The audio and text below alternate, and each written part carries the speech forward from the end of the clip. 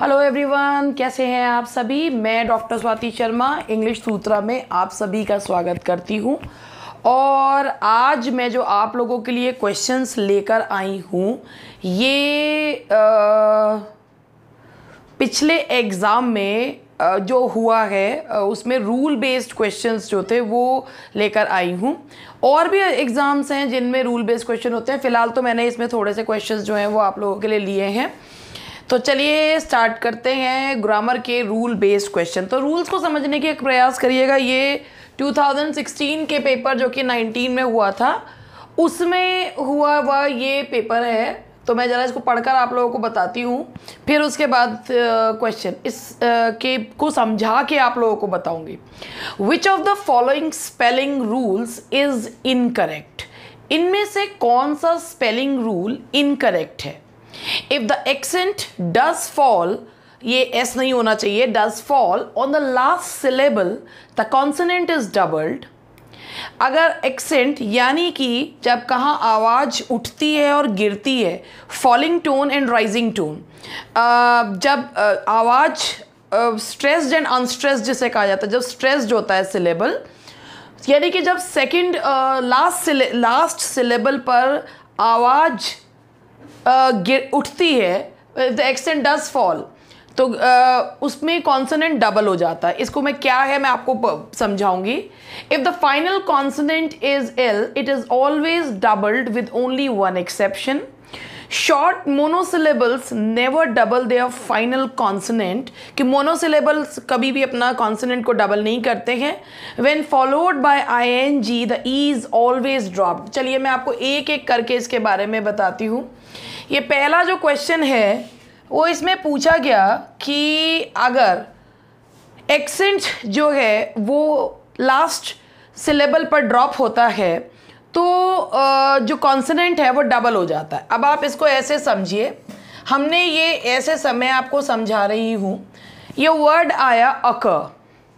आप अगर इसको बोलेंगे तो इसमें दो साउंड्स आते हैं। जितने वॉल साउंड्स होते हैं उतने सिलेबल्स होते हैं। अकर, अ क, अक।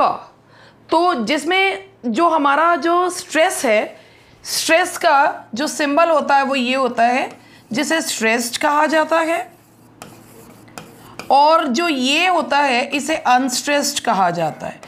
ये बहुत इम्पॉर्टेंट पार्ट होता है, आवाज़ कहाँ उठती है और कहाँ गिरती है। तो अगर अक में जो साउंड जो आवाज़ है उसका जो स्ट्रेस है वो सेकंड सिलेबल पे अक, तो अक जो है इसमें अक अक, ये एक मिनट मेरे से ये देखिए अक, तो ये सेकंड हमारा जो सिलेबल है उस पर हमारी आवाज़ जो है वो उठ रही है। तो अब आप ये देखिए, ये जो पार्ट है इसे कॉन्सोनेंट कहा जाता है, दैट इज कॉन्सोनेंट। अब अगर हम इसके साथ ईडी जोड़ दें तो जो कॉन्सोनेंट है वो डबल हो जाता है। तो हम क्या कर देंगे, अकर्ड। तो ये देखिए कि हमारा जो कॉन्सोनेंट है दैट इज डबल्ड। ऐसे ही अगर मैंने लिखा ट्रांसफर, ट्रांसफर, तो ट्रांसफर में ट्रांस वन फॉर वन, तो ट्रांसफर में हमारा जो ये वाला सिलेबल है इस पर हमारी आवाज़ उठती है। अब हम इसमें ईडी जोड़ दें तो ट्रांसफर्ड, तो हमारा जो ये कॉन्सोनेंट है आर ये डबल हो जाता है। तो पहला रूल बिल्कुल सही है, इसमें कोई भी गलती नहीं है। If the final consonant is L, it is always doubled. Final consonant अगर एल है तो आप ये देखिए फाइनल ही लिख लेते हैं और इसमें हम LY जोड़ देते हैं। तो ये हमेशा या फाइनली, आप खुद ही देखिए कि कॉन्सोनेंट जो है वो डबल हो जाता है। तो इसका मतलब अगर हमने अब हम नेक्स्ट वो देखते हैं, नेक्स्ट पार्ट समझते हैं। Short monosyllables never double their final consonants. Monosyllables का मतलब होता है एक। अब ये तीसरा सुनिए, मोनो, जैसे मैंने यहाँ पे लिखा शॉप, जिसमें एक वॉल की साउंड आए उसे मोनोसिलेबल कहा जाता है। अब आप इसमें जोड़ दीजिए ING, तो आपका जो मोनोसिलेबल है वो डबल होगा ही होगा, जो कॉन्सोनेंट है उसका वो डबल होगा ही होगा। अब जरा इसमें देखिए, इसमें short monosyllables never double their final consonant. हमें समझ में आ गया है कि यही वाला जो पार्ट है इसमें एरर है। तो ये स्पेलिंग के रूल्स हैं जिन्हें समझना बहुत ज़रूरी होता है। लास्ट वाला भी समझा देती हूँ। When followed by ing the E is always dropped except when the final E is preceded by a wall with which it forms one sound. इसका मतलब है कि अगर ई को जो है ing आ रहा है तो वो उसके बाद ई हमेशा हट जाता है, लेकिन अगर ई के साथ एक वॉल आ रहा है तो वो नहीं हटता, वो जो वन साउंड बनाता। जैसे मैं अब इसको इसका भी समझा देती हूँ आपको। जैसे हमने यहाँ पे लिखा क्लोज और यहाँ हमने लिखा ing। हमने कहा कि अगर लास्ट में ई आ रहा है, ing आता है तो वो हट जाता है, तो बिल्कुल जी हट जाता है, क्लोजिंग हो गया। लेकिन अगर ई फाइनल ई के साथ एक और वॉल आए जो मिलके एक ही साउंड बनाए तो वो नहीं ड्रॉप होता, बिल्कुल नहीं होता। जैसे हमने यहाँ पे लिखा अग्रीइंग, तो ये बिल्कुल सही है। तो जो इसका हमारा जो करेक्ट आंसर है वो है short monosyllables never, short monosyllables always double their final consonant. तो इसीलिए इसका ये वाला पार्ट जो है वो एरर कंटेन करता है। चलिए आगे बढ़ते हैं। The next question is choose the synonym. Choose the synonym में आप लोग इसमें एसिडुअस, थोड़े से इजी मुश्किल तो दोनों ही तरीके के, मतलब मुश्किल तो नहीं है मगर रूल बेस्ड हैं। एसिडुअस बहुत मेहनती, जो बहुत डेलिजेंट होता है उसे क्या कहा जाता है, एसिडुअस। कभी किसी उसमें किताब में मैंने एक ये ट्रिक पढ़ी थी, मेरी खुद की नहीं है, ऐसी दुआ दो कि हम मेहनत कर सकें, तो ये ट्रिक मैंने पढ़ी थी। तो इसे कहा जाता है working hard and taking great care. ये एक वोकैब की किताब में मैंने पढ़ी थी। जो चीज़ मेरी अपनी होती है वो मैं अपने आप बताती हूँ, जो मैंने कहीं से पढ़ी होती हैं मैं वो भी बता देती हूँ। तो ये है। नेक्स्ट आप आगे बढ़ते हैं। इग्नोमिनी, एक मिनट में चेक कर लूँ मैंने सही पे ही निशान लगाया है, नहीं सही है, working hard and making great. Ignominy, ignominy का मतलब होता है पब्लिक शेम। किसी चीज़ के लिए तो बहुत ज़्यादा शर्मिंदगी को बोला जाता है, दैट इज़ पब्लिक शेम। ये सारे क्वेश्चंस एग्ज़ाम में आए हुए हैं। अब ज़रा ये वाला देखिएगा। हमने यहाँ पे देखा hardly dash reached her home when the rain started। सबसे पहले लेट्स टॉक अबाउट हार्डली क्या है। हार्डली एक एडवर्ब है और जब एडवर्ब सेंटेंस के शुरू में आता है तो ये कौन सा फॉर्म लेता है, सेंटेंस का इन्वर्जन फॉर्म लेता है। Now what is the meaning of inversion? Inversion का मतलब होता है वर्ब पहले एंड सब्जेक्ट बाद में। नाउ दिस इज द, ये है कि रोट मेमोराइजेशन की इन्वर्जन लेता है। क्वेश्चन ये है कि एडवर्ब इन्वर्जन क्यों लेता है। द रीजन बीइंग एडवर्ब जो मॉडिफाई करता है वो किसको मॉडिफाई करता है, वर्ब को, एडजेक्टिव को और दूसरे एडवर्ब को। अब जो सब्जेक्ट होता है वो या तो नाउन होता है या प्रोनाउन होता है, तो इसीलिए एडवर्ब जो है वो नाउन या प्रोनाउन को मॉडिफाई नहीं करता। दैट्स वाई अगर कोई एडवर्ब सेंटेंस के शुरू में आता है तो इट टेक्स इन्वर्जन, तो ये इन्वर्जन लेता है। अब इन्वर्जन का मतलब है वो पहले सब्जेक्ट बाद में।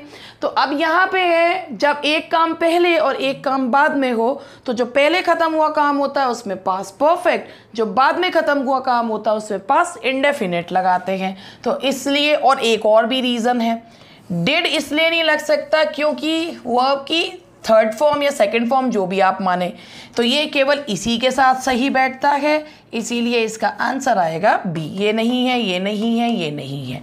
तो मैंने आपको इसका एक्सप्लेन भी कर दिया। मैं ये नहीं कहती कि कोई सोचे यार ये तो इतना इजी क्वेश्चन है, इसको क्यों क्या एक्सप्लेन करने की ज़रूरत है। जो अधिकतर के लिए इजी होता है, किसी एक को तो लगेगा कि हाँ भाई ये भी कोई चीज़ है जो हमें पता चली है। तो रीज़न जो है वो मैंने आपको बताया है। The next question is the boss wanted to know, ये यहाँ पे इसमें बीच में टू मिसिंग है, वो मैं लगा देती हूँ। The boss wanted to know dash, boss को वांटेड टू नो व्हाट। जब किसी चीज़ से व्हाट का जवाब आता है तो वो जवाब देता है नाउन क्लॉज का। तो जब भी किसी, क्योंकि व्हाट जो होता है ये नाउन को निकालता है, और अगर क्लॉज में या फ्रेज में निकालना हो तो जो चीज़ व्हाट का जवाब दे that is known as noun clause. तो the boss wanted to know, क्या जानना चाहता था, मैंने काम कैसे करा। तो अब एक ये है, एक ये है। अब दोनों में wanted to know that how head high, ये भी हो सकता है ये, लेकिन ऐसा नहीं होता। अगर इनडायरेक्ट क्वेश्चन होता है, अगर इनडायरेक्ट क्वेश्चन होता है तो question word plus subject plus verb का यूज किया जाता है, and this is indirect question, that's why the correct answer is A. The boss wanted to know how I had done the job. ठीक है ना, how had I आएगा, wanted to know how I had.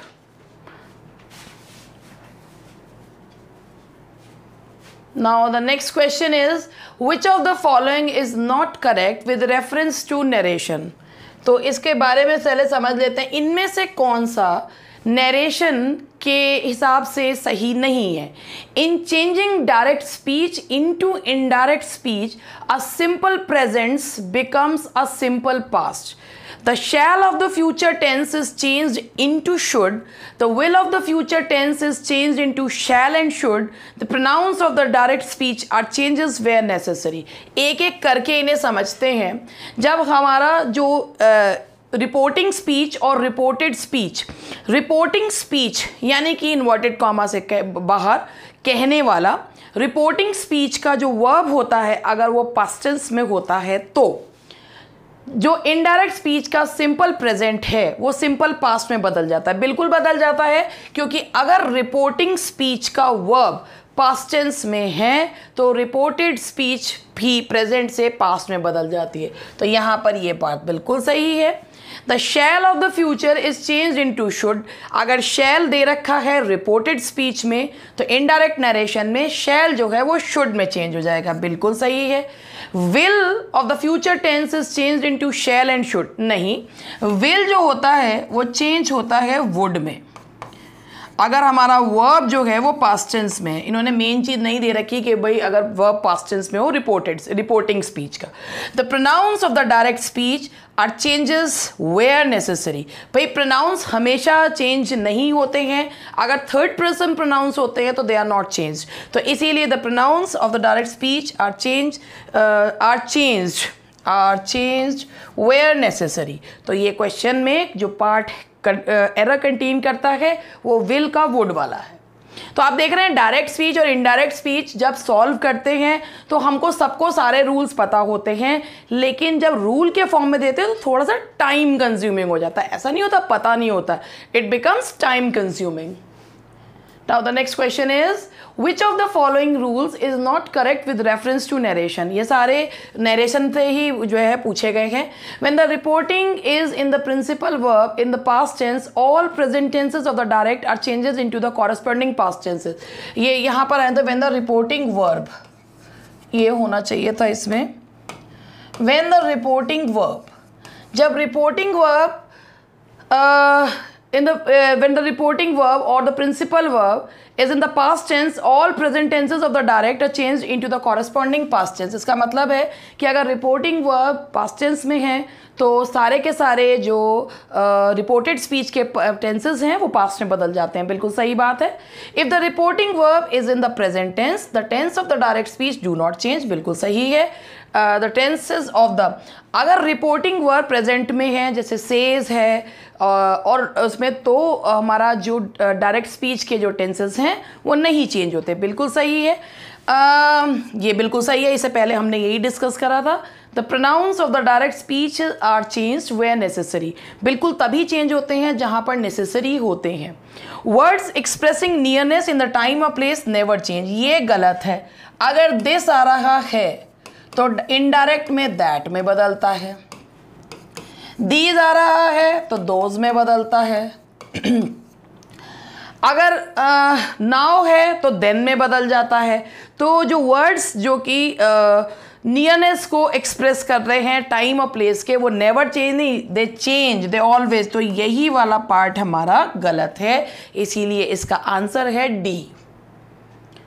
Now the next question is, which of the following statements is not correct with reference to English grammar? अब सबसे पहले हम question को समझते हैं। Case is a modification of the noun to distinguish its relation to other word. सबसे पहले जानते हैं केस का क्या मतलब होता है।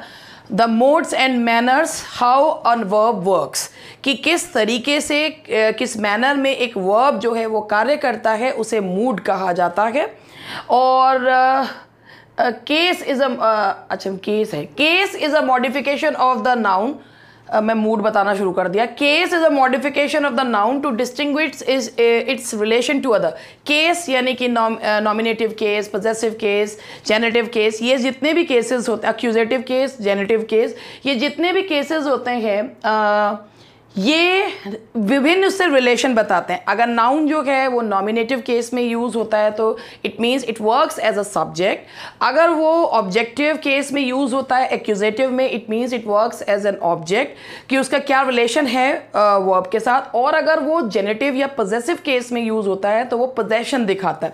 तो ये पहला वाला पार्ट हमारा बिल्कुल सही है, इसमें कोई गलती नहीं है। Nominative case has no relation with a finite verb, कि जो नॉर्मेटिव या नॉमिनेटिव केस होता है उसका वर्ब के साथ कोई रिलेशनशिप नहीं होता। सबसे पहले अगर हम फाइनाइट वर्ब की बात करें तो फाइनाइट वर्ब वो होता है जो according to subject, according to tense change होता है। तो आप ये देखिए कि जो नॉमिनेटिव केस है has no relationship with finite verb, ऐसा कैसे हो सकता है? अगर आई है तो एम आएगा और ही है तो इज आएगा। तो नॉमिनेटिव केस का तो बिल्कुल जो है वो संबंध होता है फाइनाइट वर्ब के साथ। पॉजेसिव केस डिनोट्स ओनरशिप, बिल्कुल सही है। Objective case denotes a direct object of a transitive verb और the indirect object of a preposition, ये भी बिल्कुल सही है कि जो ऑब्जेक्टिव को केस होता है या तो वो डायरेक्ट ऑब्जेक्ट लेता है किसी वर्ब का जिसपे एक्शन ट्रांसफर कर दिया जाता है, या प्रेपोजिशन का इनडायरेक्ट ऑब्जेक्ट लेता है। तो ये भी सही है, केवल इसका यही पार्ट जो है वो एरर कंटेन करता है। Which of the following statements is not correct? तो चलिए बात करते हैं। Numerical adjectives include the cardinal and the ordinary numbers, बिल्कुल सही बात है। देखिए न्यूमेरिकल एडजेक्टिव्स के बारे में अगर हम बात करें तो न्यूमेरिकल एडजेक्टिव्स में दो तरीके के वो आते हैं, कार्डिनल एंड ऑर्डिनल।